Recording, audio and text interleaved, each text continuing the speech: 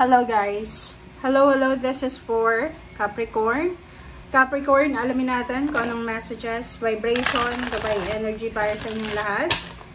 This is weekly tarot reading, general reading guys. Tingnan natin Capricorn kung ano ang messages na kailangan mong marinig para sa linggong ito. Okay, so please connect your intuition guys sa lahat ng messages na pwedeng lumabas dito.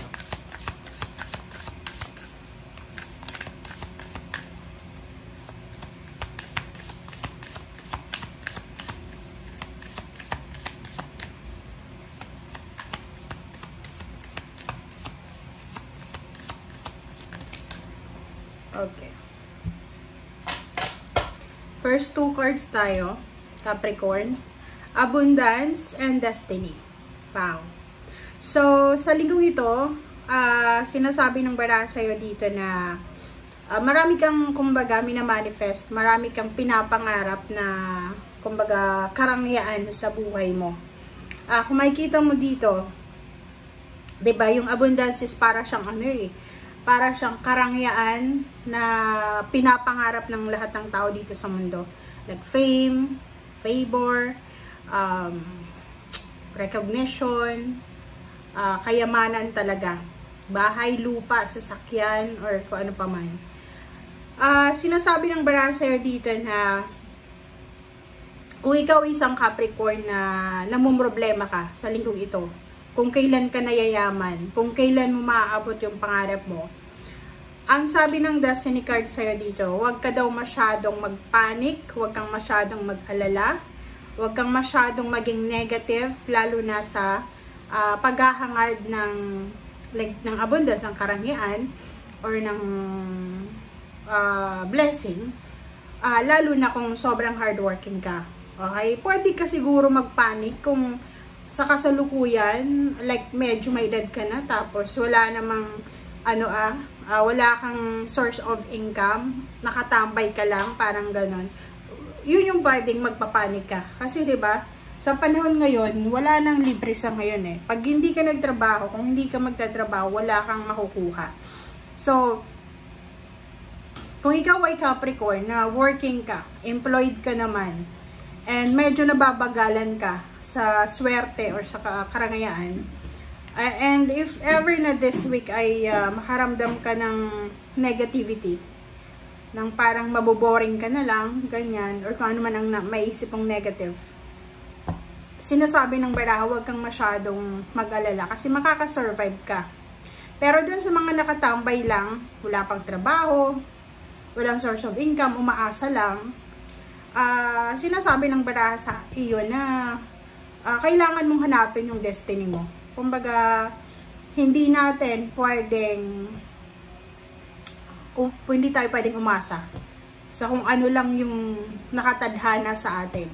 Kasi minsan, di ba, minsan sobrang yaman na, biglang bumagsak, sobrang hirap, biglang yumaman. Depende yun sa diskarte ng tao. Okay? Kasi, dati, pwede, di ba? Kasi dati, di ba, sobrang famous yung nanalo lang sa loto, yumaman na. Pero ngayon, di ba, hindi na siya, kumbaga sa totoo lang, pag tamad ka, wala kang makukuha. Okay? So, dalawa yung messages na ito. Tingnan mo sa itaas niya. Meron ditong hardworking, meron lang na nakatambay. Inom lang siya ng inom, bisyo lang ng bisyo. Okay? So, nasa iyo yun. Nasa yung kapalaran, nasa yung kamay ang kapalaran mo. Kumbaga, yung pag-fish natin ng pera, ng abundance, ng kayamanan, depende yun sa atin. Okay? So, yun.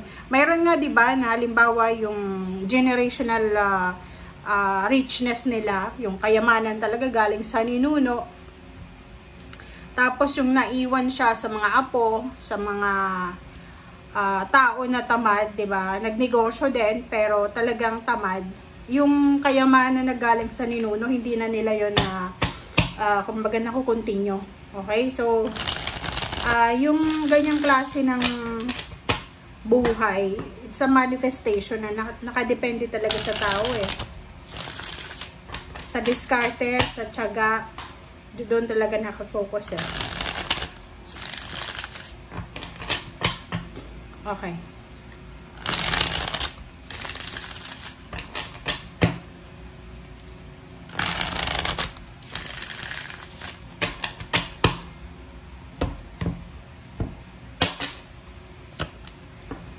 Okay, 7 of Cups, Capricorn, Temperance, King of Pentacles. Talagang focus mo is pera eh. Next is 9 of Pentacles, and then Knight of Pentacles. Yun, Capricorn, babae man or lalaki. Sinasabi ng baraha sa'yo dito na yun nga. Ang 7 of Cups kasi, this is choice in options. Kumbaga, nasa kamay mo yun eh. Ikaw yung kumbaga, ikaw yung driver ng buhay mo. Ang reading mo sa linggong ito, focus niya ay pera. Hindi ko alam kung bakit. Puro pera to eh. 'Di ba? Pentacles, Pentacles, Pentacles. 'Di ba? Since you're on earth signs, Temperance. Sinasabi ng baraha sa atin na sa linggong ito, huwag tayong masyadong aggressive, impulsive. Yung mga choice and options mo sa buhay, dapat mo daw na pag-isipan ng mabuti.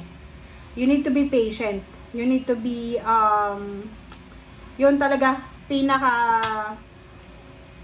yung patience talaga is virtue talaga siya guys, na kailangan natin na magkaroon. King of Pentacles, 9 of Pentacles, and Knight of Pentacles, diba? Sabi sa'yo dito ng baraha, para makuha mo yung pagiging King of Pentacles. Kasi pag King of Pentacles ka na, ano ka na eh, stable ka na, secured ka na financially. Sabihin na natin na hindi ka milyonaryo, pero stable, may trabaho ka, na hindi ka matatakot, regular ka sa trabaho. Maganda yung secured ka sa company. Yung company, hindi siya yung pinagtatrabahuan mo, hindi siya yung kumpanya na anytime pwede magsara, parang ganun. Kasi yung King of Pentacles is sobrang financially stable, secured, and abundant siya. And sinasabi ng baraha, para makarating ka dyan, kailangan mo ng pasensya, kailangan mo ng sipag, tiyaga, kailangan mo ng motivation, and kailangan natin kumilos. Yun yung sabi ng baraha. 9 of Pentacles, yung pangarap natin, financial dreams, lahat tayo mayroong pangarap, 'di ba? Mayroong mga tao na nag-i-aim ng bago matapos yung taon, dapat may savings sila ng ganito. Bago matapos yung buwan, dapat mayroon silang nabayaran nila yung mga kung ano man na dapat bayaran. In your case, sinasabi ng baraha sa'yo na ang Knight of Pentacles kasi dahan-dahan lang siya. So, para makarating ka sa tuktok ng financial success, kailangan mo daw magdahan-dahan. Unang-una, kailangan mong iwasan yung sobrang expectation. Huwag kang sumabay sa uso, sa trend ngayon, 'di ba? And mag-save ka ng pera and maging masipag. Yun yung pinaka-messages ng baraha mo.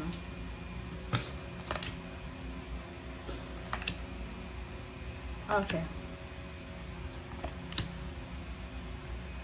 Okay, so 3 of Cups, Knave of Pentacles, this is about future, and 8 of Cups.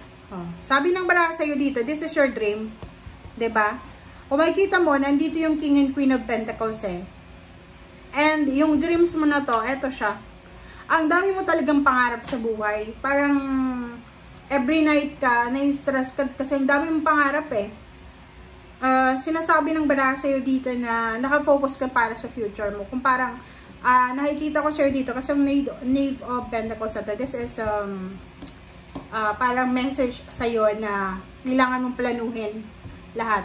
Hindi ka dapat magpadalos-das kasi itong mabilis to eh. And pag-aralan mo daw ng mabuti kung paano. Like, halimbawa, gusto mong magnegosyo, pag-aralan mo yung negosyo na gusto mong pasukin. Gusto mong pumunta ng ibang bansa, mag-aral ka sa bansang, pag-aralan mo yung bansang yun, kung saan mo gusto. Kung doon ka sa country na English yung language nila, dapat ma-perfect mo yung language nila eh. Kasi kung mag-a-apply ka ng trabaho, nasa Pilipinas ka pa lang, kailangan magaling ka na.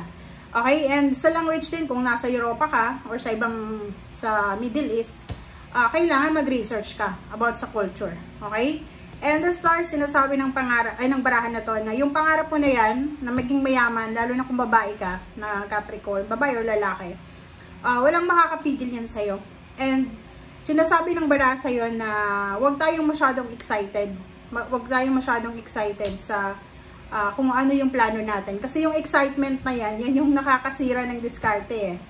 'Di ba? So, basta ang sabi sa'yo dito, dahan-dahan ka lang, be patient. Planuhin ang dapat planuhin, pag-aralan ang dapat pag-aralan. Huwag kang, parang ano to eh, isang, like isang, anong tawag ba doon, militar, na hindi ka sasabak sa gera, na wala kang armas, hindi ka handa, hindi ka nag-training. So, make sure na, like sa buhay din, bago ka sumabak sa labas ng comfort zone mo, mag-aral ka muna, pag-aralan mo. Parang ganun lang yun.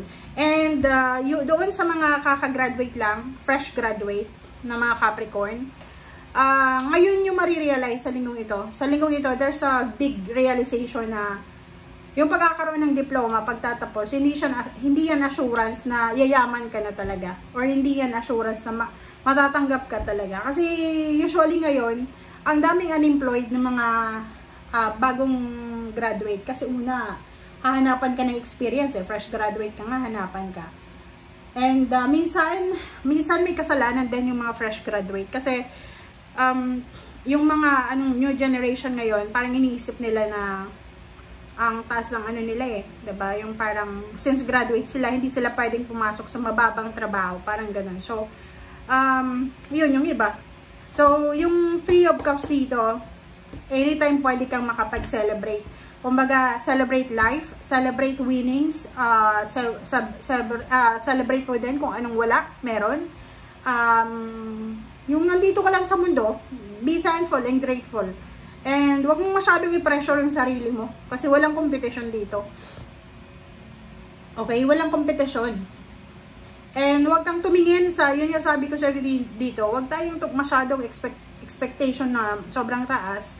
Wag tayong tumingin sa social media. Alam mo guys, yung mga social media, na halimbawa na everyday na popost na nakikita mo yung buhay nila, lifestyle, fake yan. Okay? Sana ma-realize ng new generation ngayon na ang social media is sobrang fake talaga. Yung mga nagpo-post na, eto yung lifestyle niya everyday, eto yung ganyan, ganito, no. Hindi niya pinopost yung maganda. 'Di ba? Nakita nyo ba na pinost nila yung CR nila na sobrang dumi? 'Di ba? Hindi nila pinopost yung mga kalat nila, yung problema nila na pwedeng makaapekto sa buhay nila. So, wag kayong masyadong papadala sa kung ano yung social media ngayon. Kasi yun yung pwedeng makapagbigay sa inyo ng stress, ng anxiety, 'di ba? So, protect yourself, your peace, your happiness, your love, your money, your energy sa ngayon. Okay? Thank you guys for watching. Bye!